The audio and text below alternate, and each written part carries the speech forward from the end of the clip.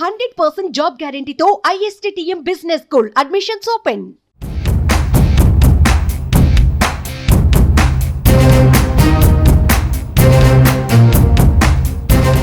జనసేనాని పవన్ కళ్యాణ్ గత ఎన్నికలలో పోటీ చేసిన 2 చోట్ల ఓటమి ఎదురైంది. అయినా కూడా వెనక్కి తగ్గలేదు.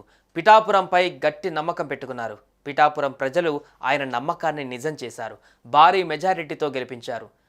ఇంతటి ఘన విజయాన్నిచ్చిన పిఠాపురం వాసులకు కృతజ్ఞతలు తెలిపేందుకు వెళ్తున్నారు పవన్ కళ్యాణ్.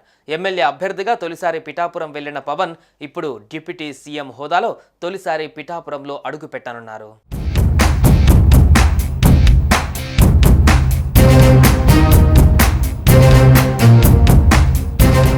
రాష్ట్ర ఉప ముఖ్యమంత్రి హోదాలో పవన్ కళ్యాణ్ పిఠాపురం వెళ్లనున్నారు. ఇందుకు సంబంధించిన షెడ్యూల్ కూడా విడుదలైంది.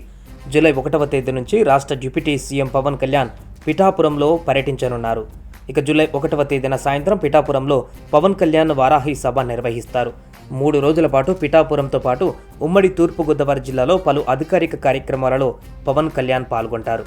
కాకినాడ జిల్లా అధికారులు, పిఠాపురం నియోజకవర్గ అధికారులతో అభివృద్ధి సంక్షేమ కార్యక్రమాలపై పవన్ కళ్యాణ్ సమీక్షిస్తారు. ఈ నెల 29వ తేదీన తెలంగాణలోని కొండగట్టుకు పవన్ కళ్యాణ్ వెళ్తారు. కొండగట్టు ఆంజనేయ స్వామి వారిని దర్శించుకుని పూజలు నిర్వహిస్తారు పవన్ కళ్యాణ్.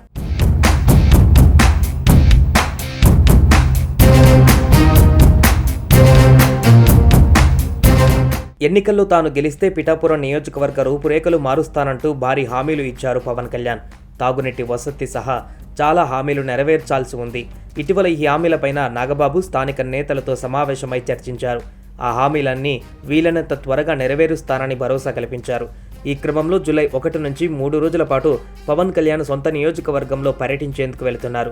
ఆయన పర్యటన షెడ్యూల్ని జనసేన అధికారికంగా ప్రకటించింది.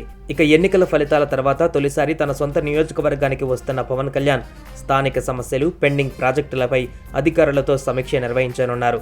సమగ్ర సమాచారంతో సమావేశానికి రావాలని అధికారులకు ఇప్పటికే ఆదేశాలు వెళ్లినట్టుగా తెలుస్తోంది.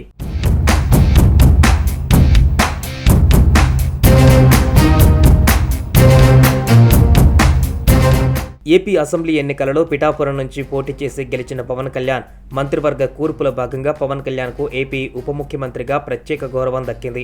డిప్యూటీ సీఎం పదవితో పాటు పంచాయతీరాజ్, గ్రామీణాభివృద్ధి, పర్యావరణం, అటవీ, సైన్స్ అండ్ టెక్నాలజీ శాఖల బాధ్యతలను సీఎం చంద్రబాబు కేటాయించారు. ఉప ముఖ్యమంత్రిగా బాధ్యతలు చేపట్టిన ఆయన వచ్చే వారం పిఠాపురంలో పర్యటించనున్నారు. తనను అఖండ మెజారిటీతో గెలిపించిన పిఠాపురం నియోజకవర్గ ప్రజలను కలుసుకొని నియోజకవర్గంలో పర్యటించబోతున్నారు. పిఠాపురం నియోజకవర్గ అభివృద్ధి, మౌలిక సదుపాయాల కల్పనపై నేతలతో కూడా ప్రత్యేకంగా ఆయన సమావేశం కాబోతున్నారు. మొత్తంగా పిఠాపురాన్ని దేశంలోనే మోడల్ నియోజకవర్గంగా తీర్చిదిద్దుతానని హామీ ఇచ్చిన పవన్ ఆ దిశగా అడుగులు వేస్తున్నారు.